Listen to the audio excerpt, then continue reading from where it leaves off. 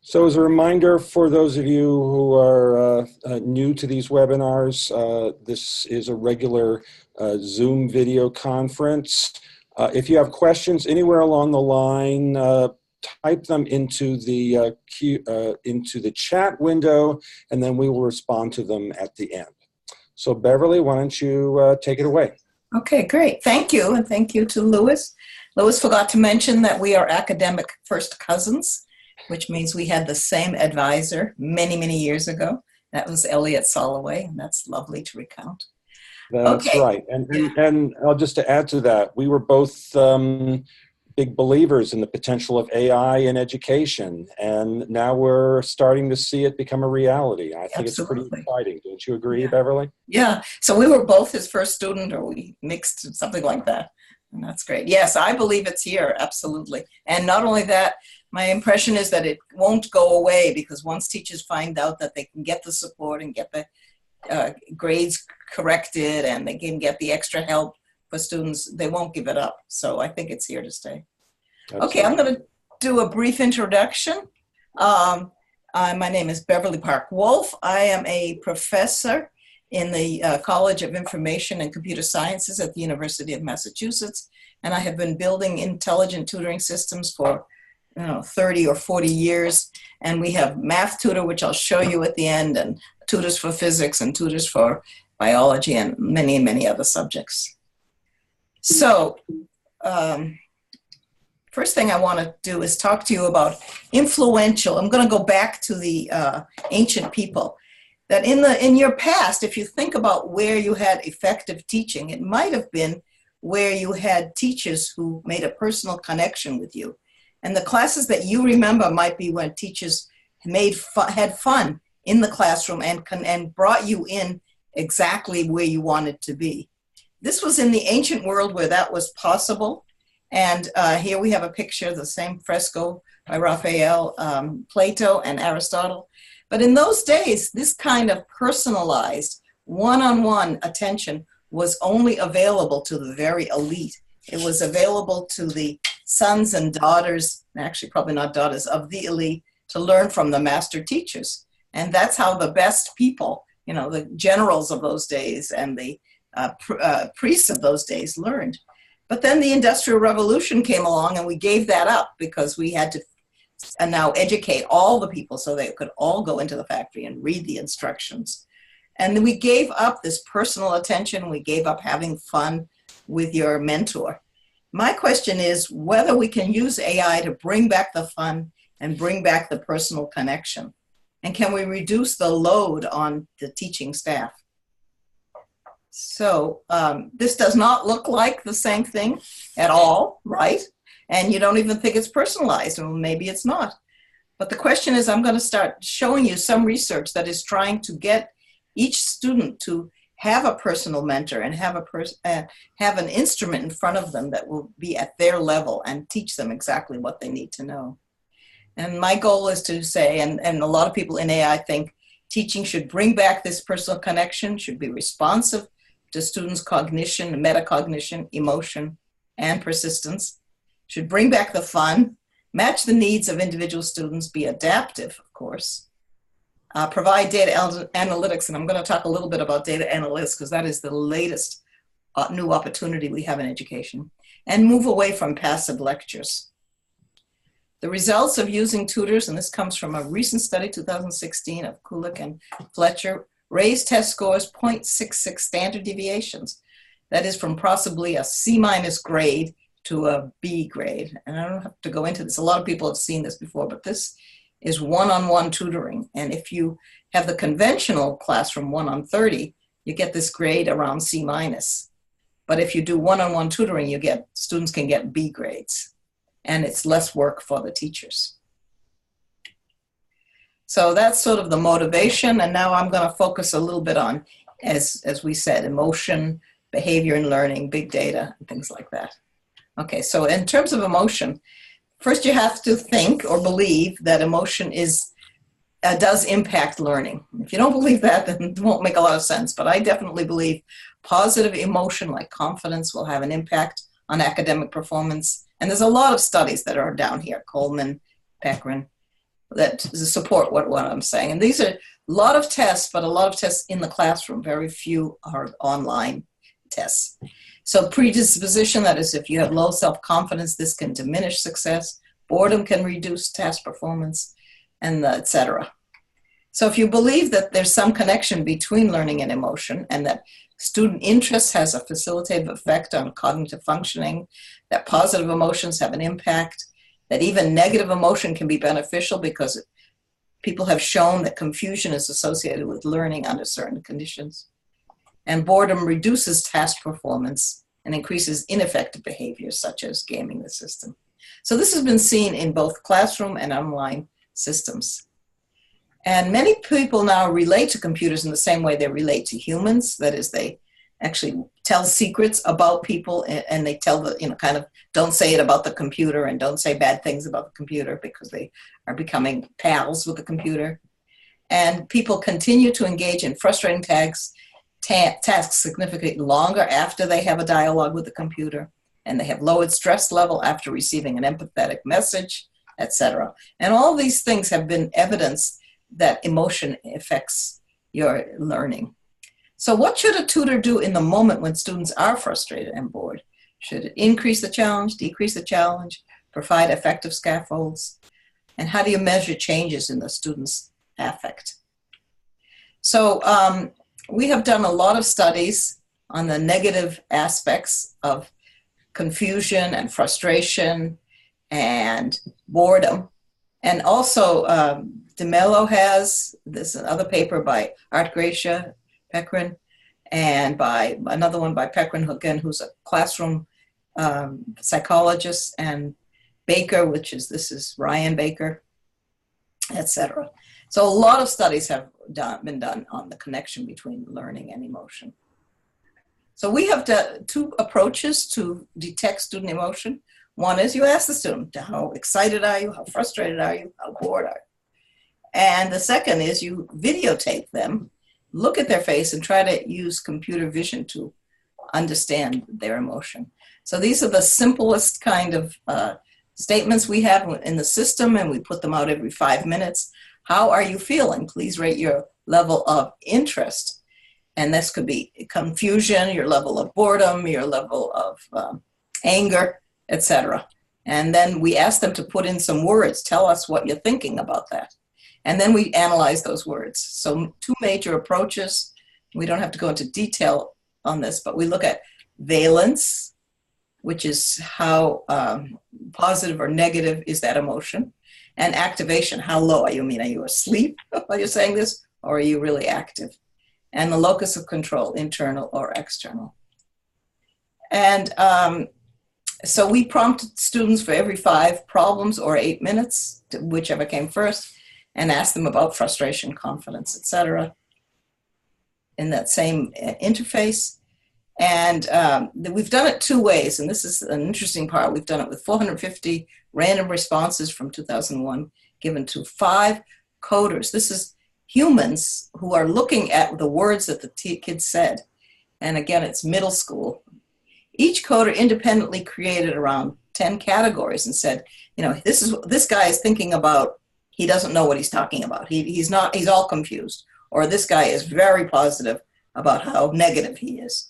And the experts tried to figure out how they would describe what the student is saying. And the coders covered at least 70% of all responses.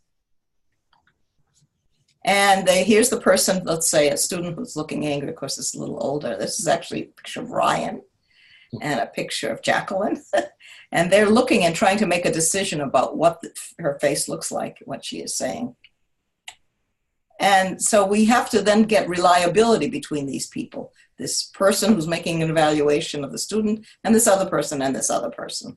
And create some measure between what they are saying. So 3 coders use the resulting 5 schemes to create categories. These are the categories that they said they thought the student was saying. And they were in the order of, I don't know, IDK. Student doesn't know. I am bored. And if they use the word bored anywhere, or typed it in, or had the face that looked like it, then they would say The expert would say that this is easy. I don't care about this. This is hard. Internal means I don't know. You're saying something about yourself.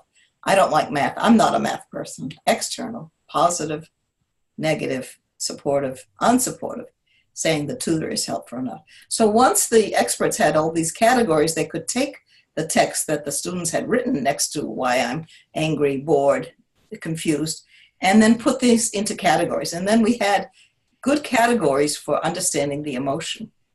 And the last phase is to code all the rest of the data. After you created these categories, code data. Actually, this is now a new year, 2015, using the 10 agreed upon categories. And we had high inter-rater reliability, etc.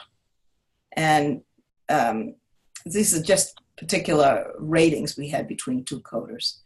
And then these are the categories: the I don't know, the positive, I'm feeling good about this, the negative, the internal, the external, the bored, the hard, the easy, the supported, the system is supporting me, and the unsupported. And the blue is the more recent one, and the tutor seems to improve in promoting positive student affect. So we're getting some picture of their affect and some picture between the studies in the 2011 and the 2015.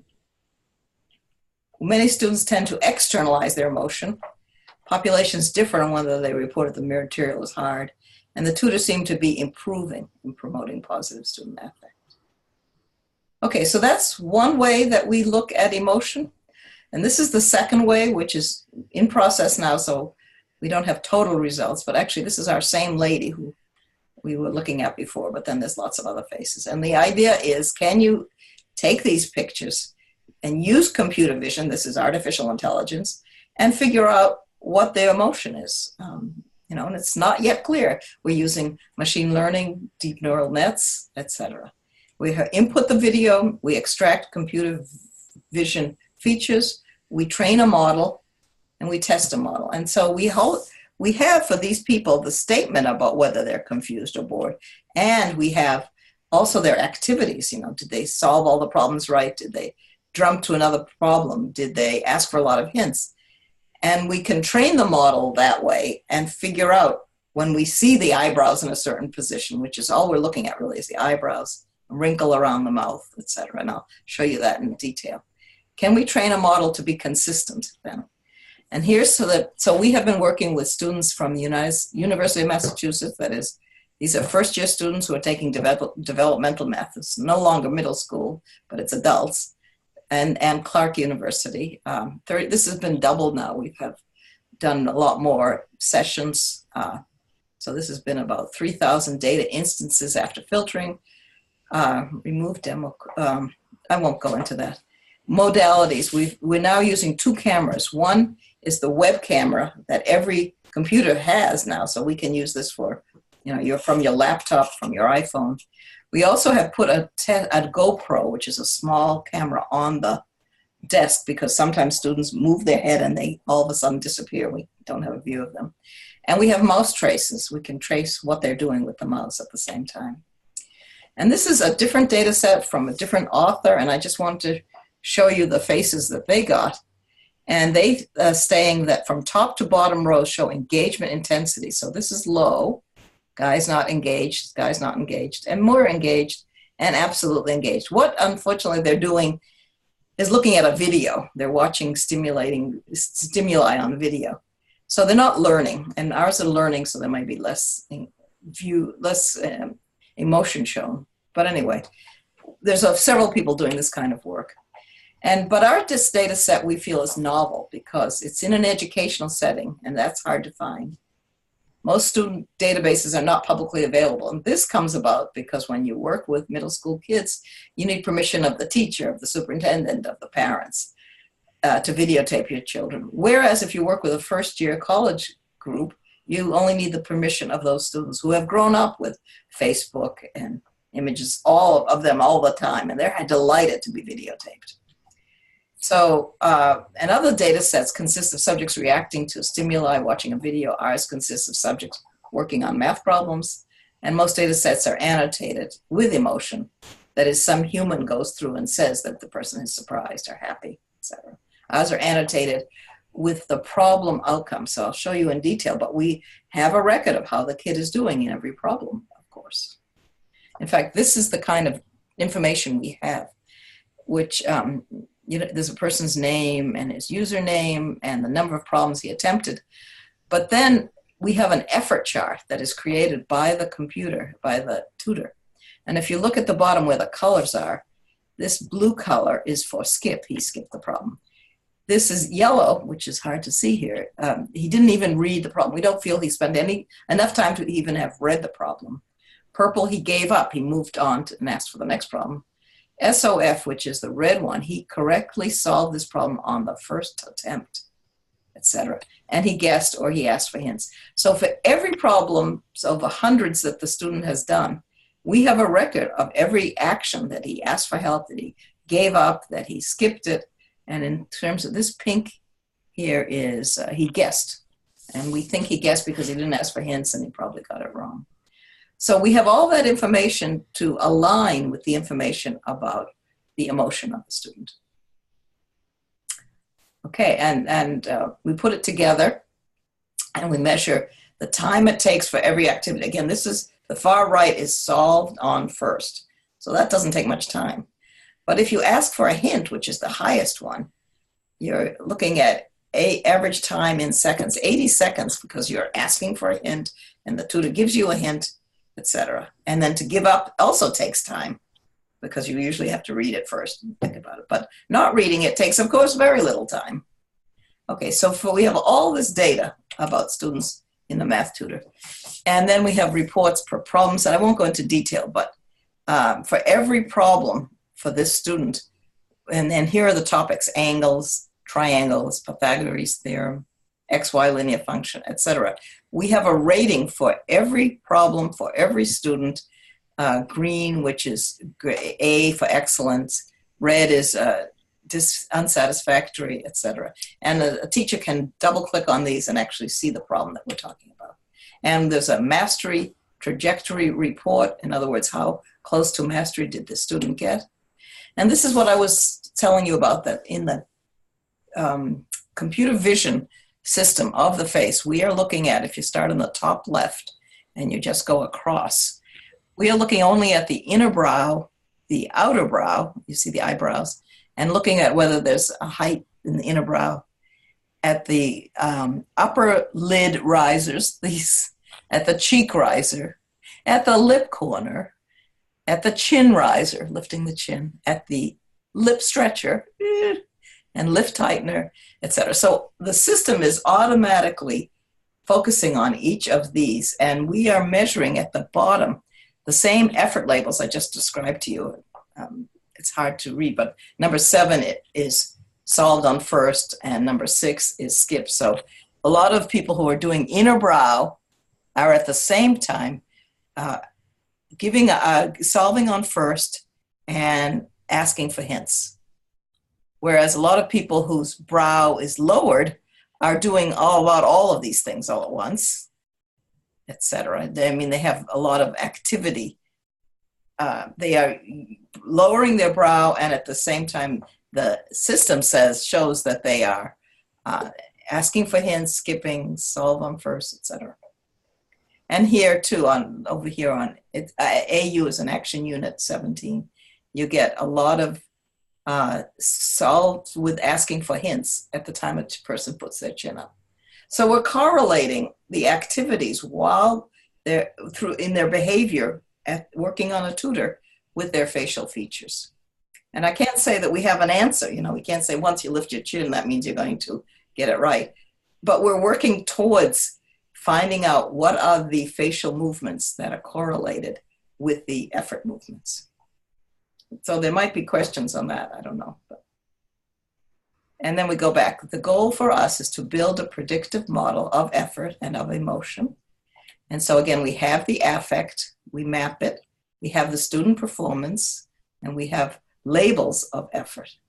And we are looking at the eyebrow, at the position of the eyes, the irises, the position of the nose, whether it rises or not, the mouth, chin, etc. And again, it's all done by artificial intelligence and by a learning model. So we have been able to get the mean, the standard deviation, the minimum, et cetera, and their derivatives. And we build, as I said, a model. This is a neural network. It has 2 hidden layers. And for those who know about neural networks, these are not explanatory. You can never actually say what's happening here. But what we know is that we can test, because we have the statement of the student about their emotion. So we can create a model that for the testing group of data, say, this person definitely solved on first. This person definitely asked for hints. This person was definitely confused. And then we create a model which will reach that conclusion of the data that we know, what we call the ground truth.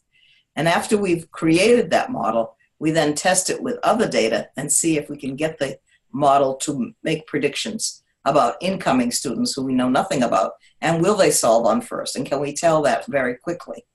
And it turns out we can tell it somewhat quickly. This is the same effort labels on the left-hand side vertically and horizontally. And the question is whether these are the true labels on the vertical axis, and can we predict these labels?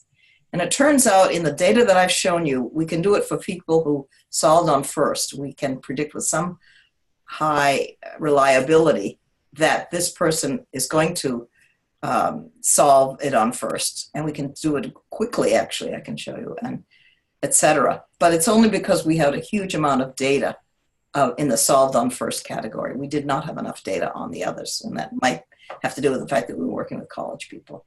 But I'm saying, as I said, this was in process. And these are the seconds that it takes us to do it. We're talking 1 second, 5 second, 10 second, 30 second. And what we're doing is getting a mean F-score of each of these efforts, the ATT, the give up, whether the student is going to give up, whether the student is going to ask for hints. This is the purple one.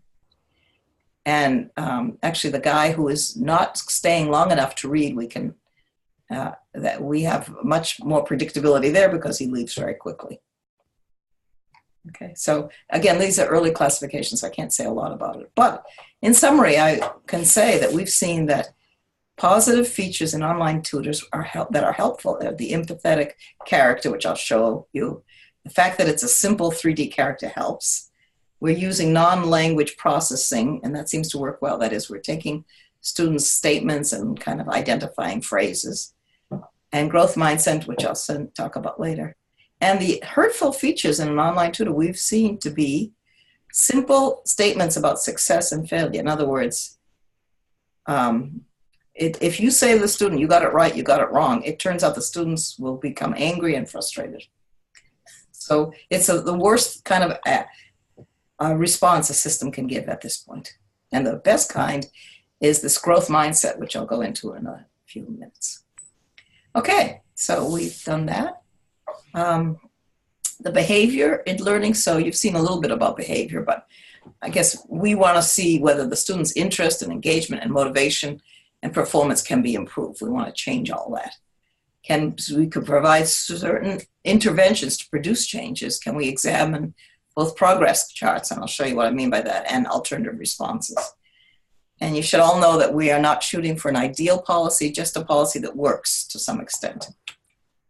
So show them their progress, provide a variety of responses. And again, it's middle school students. We encourage the students to stop and reflect and provide. So this is, decorated like a middle school child might enjoy. And if you're doing well in terms of learning knowledge, so all the topics are here on your left-hand side: addition and fractions, multiplication, division, expressions. If you are doing very well, your plant not only grows, but it will make pepper on it. I'm not sure why I don't have little pepper plants on it. The system has an evaluation of you in terms of your mastery level. And the student can stop and look at this topic, but interestingly, on the right-hand side, can decide to continue, decide to review what he's already learned or she, or challenge, ask for a very difficult problem in this field or in Pythagoras' theorem. And if a student can be maybe given addition or subtraction, but if he doesn't like it, he can just go down the list on the left and say, challenge me, and can go to any of these 12 topics. So he can go back and forth, which is nice, is not constrained to be here. Okay, so we showed them their progress. On the cognitive side, every 6 problems led to higher learning gains. Basically, if we showed it every 6 problems, and we showed it cognitively watching what they were doing, metacognitively, that is, did they understand about asking for hints? Did they have hint abuse? And we gathered student affect during it. The gold standard is ask them about the interest level. Again, the same kind of model we had before. How to analyze changes in students. So this is a little confusing, but we looked at when that student progress page is absent, is the one on the left top. On the right top is when this progress page was present. And you go to the bottom row when it was prompted that the student had to ask for it. And the bottom right is when it was forced. That is, we brought up that page and they had to look at it. So what we're looking at is how often a student went from what we call in the top left, neutral emotion, to being interested, because that's what we want. And we also certainly do not want them to go to bored. So we looked at all these amounts, like over here on the top right, they went from neutral to bored and 0.12%, and we don't want that.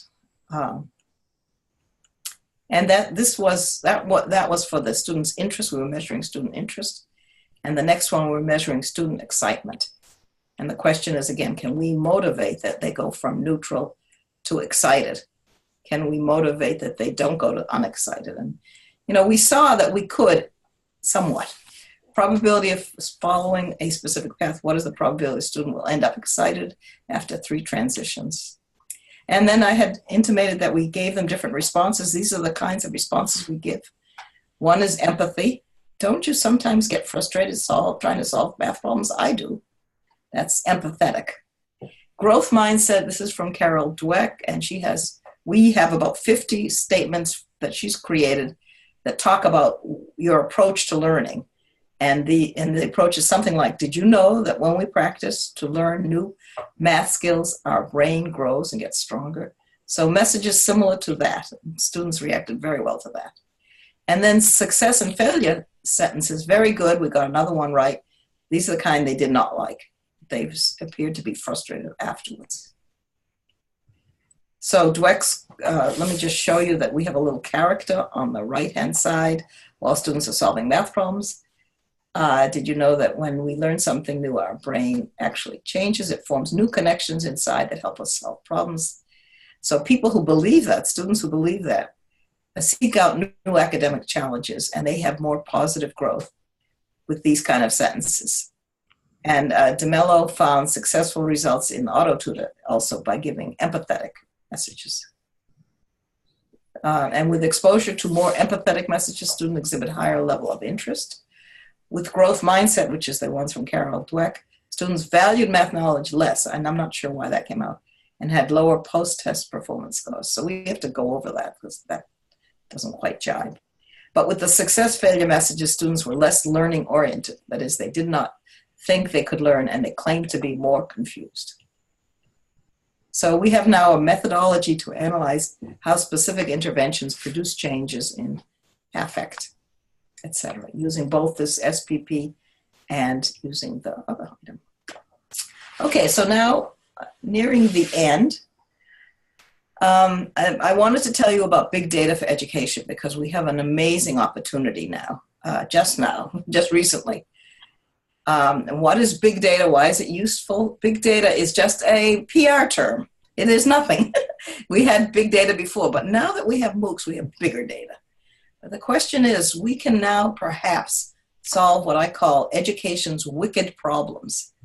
Perhaps the performance gap that produces cycle of underachieving and cultural racial differences in learning. For instance, on SATs, students who are African American or Hispanic have gotten 40 points less on SATs consistently for the last 40 years. Why is that?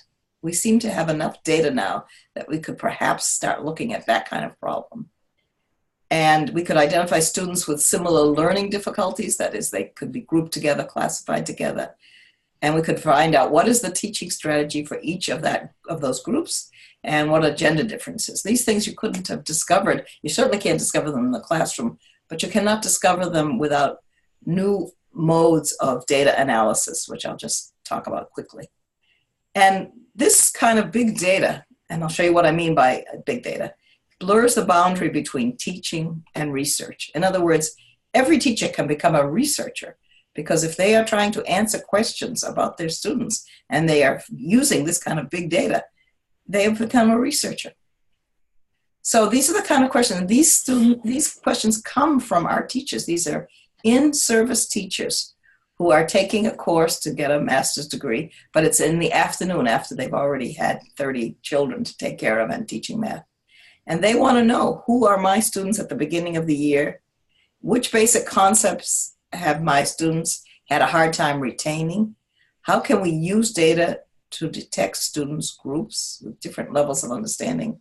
How can we measure conceptual understanding? How can we measure when a student has just made a lucky guess or has true knowledge? And the teacher are actually asking to know the answers to these questions. So we're very delighted that the system that we've been talking about provides enough data for teachers to start answering these questions. And we actually have worked with them and given them the tools to start answering these questions. And just a few other questions. Teaching effectively. How can I best fill the gaps in my classroom, support individual students? How can we use data to inform change, curriculum content? And how can we use data to sequence within the learning software? That is, which problems should certain students get because of their ability, because of their interest, disability, who knows? But how can we start to do that now? And in this data-driven education, we can predict future student events, help teachers make sense of dense online data, etc. And let me show you what I mean by data, big data. This is data from the system that we were talking about just now, where we ask students what the emotion is. What is their emotion? Are you interested in the students? Your student ID, it said 29077, said he was interested. And he explained it by saying, it's okay, which doesn't say a lot. But the other student said, I had trouble in the last one. Then this other third student says, because I actually am feeling as I'm learning. Because math is my favorite subject and it's interesting. I'm kind of excited because I'm provided a lot of tools. So this is a lot of information about students that teachers almost never get, because rarely does somebody speak out in class and say, oh, this is too hard. Oh, I should have been doing better. And when people want to learn, they want to do at least they want to have fun while learning, which was the original two statements I said. Engage with your teacher and have fun. Well, they're worried there's not enough fun here. It is interesting solving new problems. Okay, so we have all this data, and our teachers, as I said, in-service teachers have all this kind of data. This is a huge amount. And that didn't look so bad, but look at this kind of thing. Again, the ID is on your far left. The emotion, the student said, is in the middle. And the explanation is down on the right. Let me just go back to that. I feel bored, confused. I'm stressed, even though I know how to do these things. Not feeling any emotion. Square roots are not my specialty, especially because we haven't had a class, didn't do that in class yet. I'm good at math, but it isn't fun to me, etc. Okay, so the question is, can teachers actually use this big data? And as you know, this is a class of 30 that I'm showing you the data from. But we now have MOOCs, and MOOCs have hundreds of thousands of students at once going through the same system. And we have this kind of data for them. What are we doing with it? So for us, the goals are to identify mechanisms and infrastructure to support analysis of data, to analyze student behavior quickly and in real time. And the real time is very important because it means the system can get right back at the student and say, you belong in this classification. We should give you some remedial work that looks like this, or you should go ahead because you really don't want to be in the 4th grade. You should be in 6th grade math.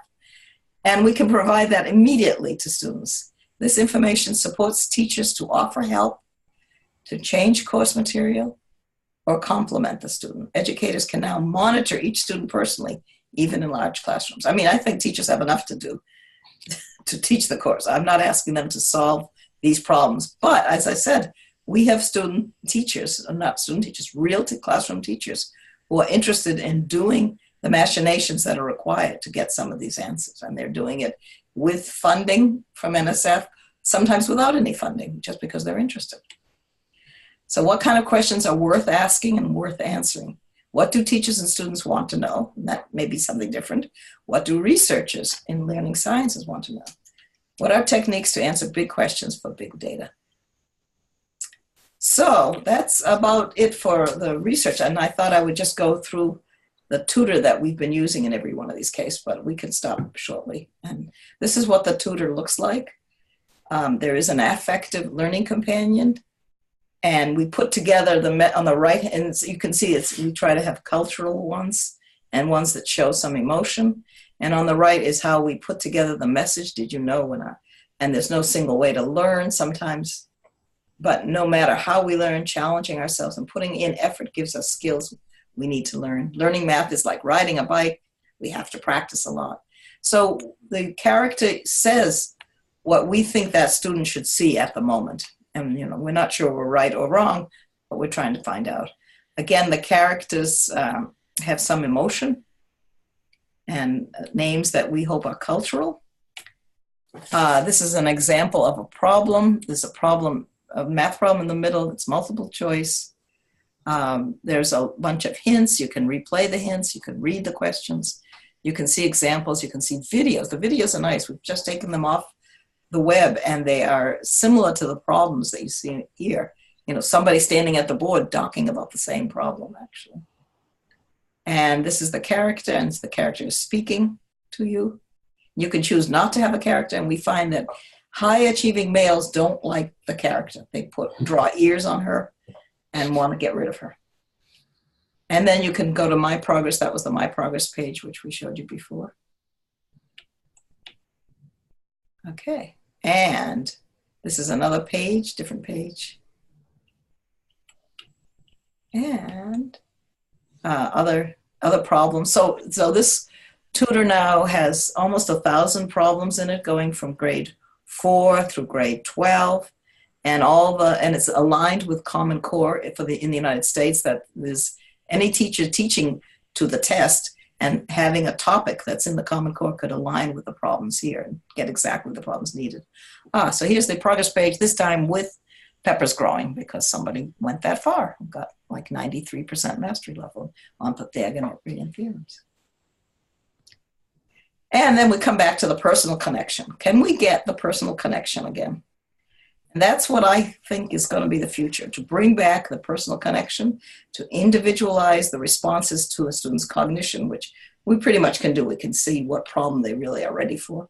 Metacognition, that is their ability to learn and their ability to ask for hints or do whatever you have to do to learn. Can we respond to their emotion and to their persistence? Can we provide alternative agents and problems? Can we get humans and tutors to work together while teaching? Can we bring back the fun? I mean, we certainly have games and personal music, and we can bring all that back. Can we move students towards positive learning, encourage motivation, engagement, excitement in learning at any time, any place? Can we create predictive models for students, identify big learning issues, tough learning issues, and large educational problems? And that's it. And this is a team that we have. Some are from Worcester Polytech, Ivana Arroyo and Naomi, etc. Thank you. Thank you. Okay, so again, if people have questions, write them in the chat window. We've had a couple of questions that come in already. So one question, Beverly, just tell us a little bit more about which emotions you focus on and why you chose to focus on them. Some of the folks in the audience are familiar with Ekman's cardinal emotions, and looks like you have a taxonomy that is somewhat different. So could you elaborate on that a bit? Okay, I say we started with Ekman, and then we took the ones that he gave us, but we put them in the classroom because his had to do with anger with people and had to do with a different kind of frustration. So we tried to look at frustration for learning and confidence in learning and boredom while learning. So we did start with Ekman, and we kind of reduced his set to those things we thought we could measure, and then we tried to provide a learning context for them. So yes. And I must say that, as I pointed out, there are others in the field, and we're almost all looking at similar emotions. So that's Art Gracia and Sidney DeMello and several others. And we're pretty much looking at all the same emotions. Okay. Should I look at the chat? No, I'll review and just paraphrase. And I've got some other questions Okay. In my list as well. So how do you see these affective responses or these affective tutors varying based upon the ages of the learners or other individual characteristics? So far, the younger the student is, the more emotion we are seeing. In other words, once they get to high school, they start freezing their faces and not telling us about their emotions. The younger ones are able to tell about their emotions, but we're not even sure that's correct. And yet, I told you there's a lot more problems getting permission to work with younger students. So I'm not sure how that's going to work out. But it's pretty clear that as people become adults, they have less emotion to share with anyone. And so that's a problem for this field. So relating to that, this kind of technology could be perceived as intrusive or invasive of people's privacy. Right. So how do you respond to those concerns? And do students have concern that here's this system that's trying to infer their emotions all the time? Right. So first of all, we have to be clear that there's an IRB, for those who don't know, Internal Review Board at the university, as there is everywhere.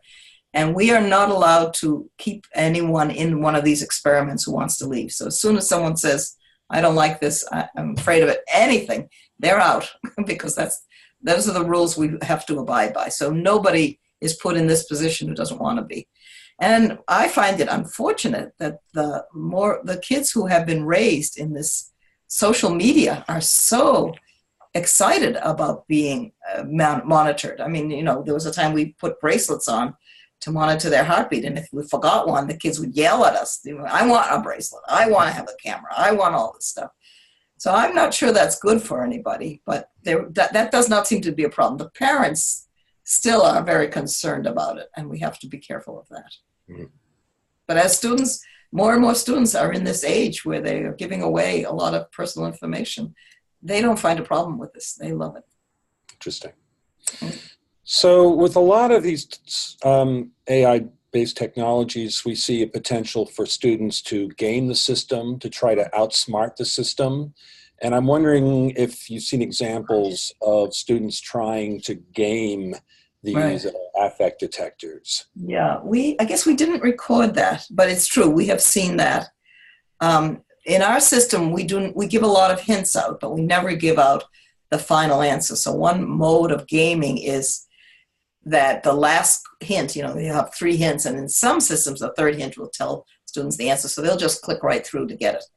We don't provide that, so they stop looking for it quickly enough. And we are detecting gaming all the time, although I didn't show it to you. We are detecting it, and we are looking at what leads to reduced gaming. And we do find that these messages that are empathetic, which is, I feel uncertain sometimes, or the message that talks about your growth mindset, these kind of messages reduce the amount of gaming. So we have been measuring it. And it is still a problem, but it's not a problem in our system, again, because we don't give away the answers and because we're monitoring it closely. I noticed in the questions that your service teachers asked about their students, yes, a lot of them had a cognitive focus. I didn't see many questions of an affective nature. Right. They were just starting to do that as we are starting to explain to them that we can detect emotion. So you're right. So far, the things that they think of first are the cognitive and the metacognitive questions. And they weren't familiar when we started working with them. They weren't familiar with this affect work. And we're starting with a new group now in January. And maybe we will emphasize the affective part more and see if they want to find out more about the affect. But yeah, that's a nice concern. So let me elaborate on that a bit. As you know, there's a lot of talk these days about encouraging in students emotional resilience, grit.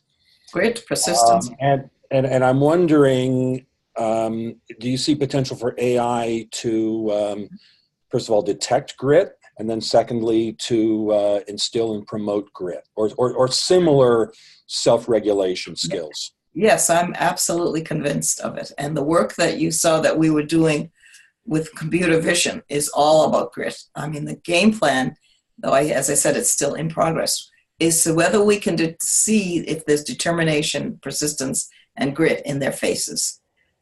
We haven't quite gotten it yet, and we are trying to organize it with effort levels. I mean, if you are putting in a lot of effort and you're persisting over time, then we might call that grit. But we are trying to identify grit and then help it. Now, grit, I find is interesting that this person named Duckworth at University of Pennsylvania has kind of created it and made a big splash out of it. And there are a lot of teaching programs who say they know how to teach grit. But what I find is they are programs that do not scale up. In other words, they are ways to go in the classroom and monitor somebody, but the teacher has to be monitoring a student kind of every day or every period in order to keep the grit going. So the teachers will say, I can teach grit, but the way they do it is by putting themselves on top of the kid, and it doesn't scale and it doesn't track over to other schools, and it can't work.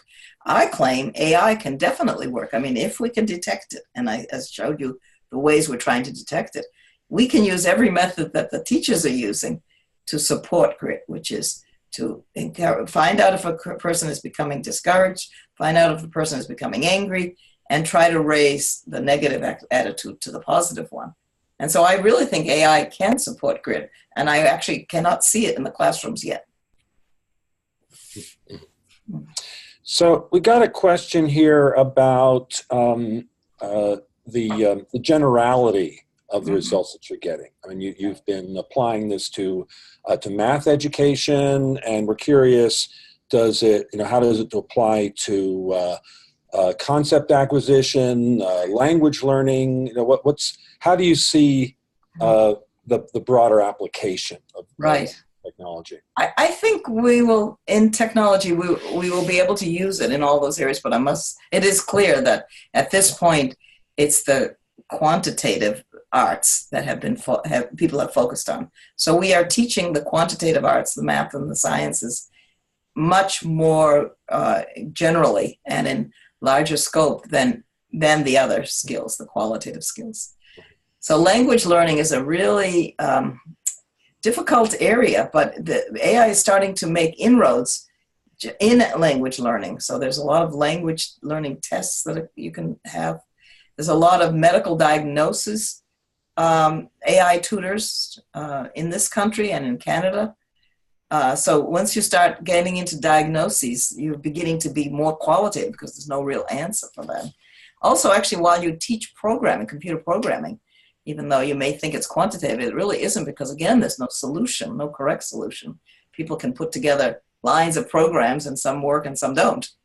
But there are lots of systems for teaching Java and teaching databases, and they are AI based. So it's beginning to happen. It's just slowly beginning to happen. So one of our participants is curious about the reliability of these facial expression detection technologies in the face of things like eyeglasses, other exactly. things that might distract. Yeah. Let's see. I'm going to stop sharing. Okay. So we have a lot of problem already with people just moving their head out of the picture, which is why we cannot go with a single camera at the top. I mean, we start with that, and we place a camera on the table to get the person when they're moving their head down. But if anything is covering the face, then we are at a loss right now. Short of going up to the student and say, we've had people with scarves on and jewelry and glasses. So we do have to worry about that now still. But again, this is very new research. We don't have all the answers yet. So you mentioned briefly in your talk about how this technology could help address wicked problems in education. Yeah. Could you say a bit more about the wicked problems that you'd like to attack and Right. think is an approach, a plan of attack?